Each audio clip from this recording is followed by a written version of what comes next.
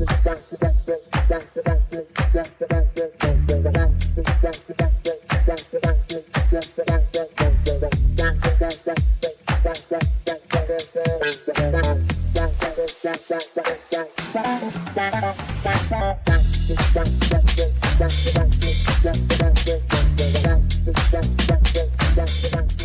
morning, everyone. My name is Ansh Gidwani, and today I will be speaking about my paper, Investigating Scalable Production of Graphene and Carbon Nanotubes, Overcoming Barriers for Innovation.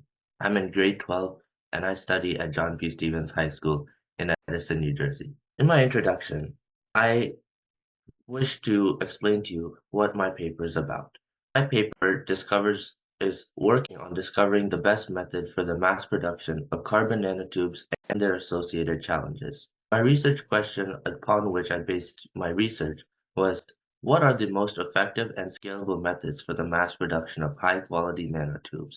And a sub-problem for that was, what challenges must be overcome to make these methods more economically feasible and industrially applicable? Apologies. In essence, the value of this study is that simplifying the mass production of high-quality carbon nanotubes is crucial for advancing numerous technological fields, such as biomedical sciences and through drug delivery and various technological appliances through the creation of quality nanotubes that can aid in the building of various items. Relevant research. According to Baig et al., the scalability and mass production of carbon nanotubes are crucial for harnessing their unique properties across industries. Some of their unique properties include a high surface area and strong tensile strength. According to the same paper, nanomaterials can be synthesized using two main approaches: top-down methods like mechanical milling, electrospinning, and laser ablation, or bottom-up methods, such as chemical vapor deposition, solvothermal, and sol-gel processes. In the bottom left here is an image of the laser ablation method, in which a laser superheats a graphite target and creates graphite in an inert gas in a hot furnace that then cools on a cooled collector and forms carbon nanotube deposits. In the bottom right here, we have the chemical vapor deposition method, in which a catalyst is placed on a cooled surface inside a hot furnace, upon which carbon nanotubes are deposited and form structures that are used and manipulated through the use of algorithms. My methodology and results. For data collection, I utilized the analysis of many primary and secondary sources that were searched through databases such as Semantic Scholar and Google Scholar. This helped me collect the experimental and observational data of other researchers. For my results, I found that while several methods for carbon nanotube synthesis have shown promise, each faces significant challenges in terms of scalability, cost, and product quality.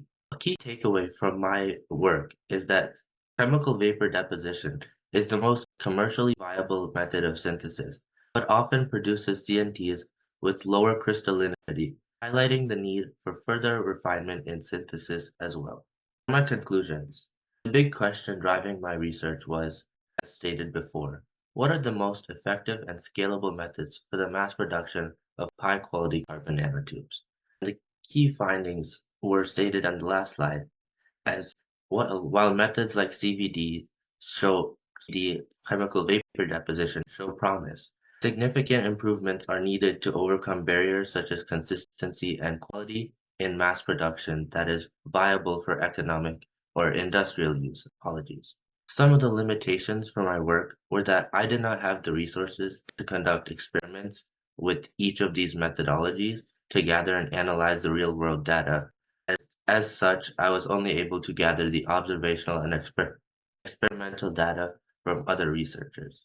In my findings and future suggestions, it's that it is evident that overcoming the limitations of carbon nanotube production is crucial for unlocking their full potential in fields ranging from electronics to biomedical applications, whether it be through carbon nanotube computers or semiconductor chips, or through drug delivery applications. Future research must focus on refining synthesis methods to enhance the scalability and consistency of carbon nanotube production, enabling broader commercial adaptation and technological innovation all over the world. Thank you. Okay. Okay. Yes.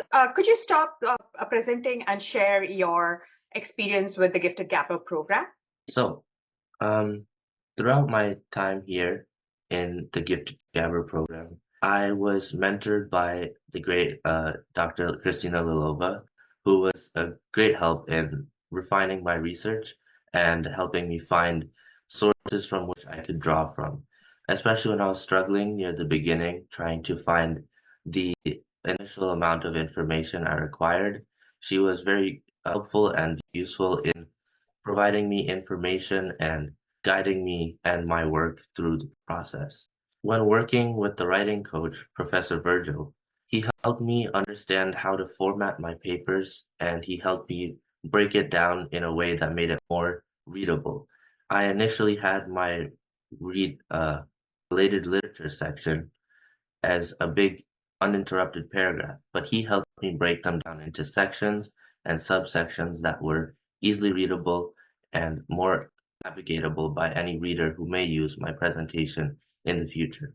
Overall, this research program has helped me understand how I need to be accountable for my own time, as well as make any changes I need to in a timely manner, as I learned that if I am struggling with something and I can't find more information about it, it's best to just move on from the topic and find something else to work on because wasting time on one singular thing, trying to find a different result, just pushed back my work further and further. And to close it off, research and the research in general, the most thrilling part of it was that I was able to conduct a study or a review of literature that interested me. I was able to explore my own interests and also help the world in general because I had never really felt an experience like this before. It was definitely a new experience that I do not regret taking. That's wonderful, and you did a great job. Yeah. Thank you. Excellent. A big round of applause for Ansh. Wonderful public speaker. Loved your confidence. Loved your research. The depth in which you've gone in. Fantastic. Let's have Professor Christina and her question. So you mentioned a little bit about the applications of the carbon nanotubes. So which application, according to you, in your own opinion, are the most important one, the applications which will require the large-scale production? So, as I mentioned or briefly mentioned, carbon nanotubes have been used in a lot of fields such as biomedical fields and electronic fields.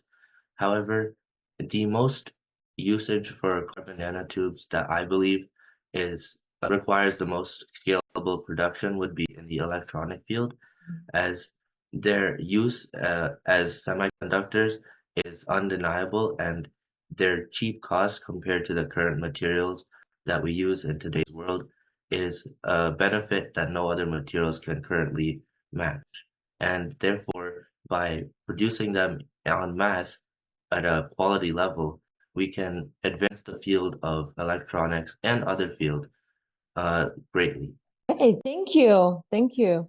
Wonderful answer. Amazing. Yeah. Amazing. Thank you for being here, Ansh. Two questions for Ansh.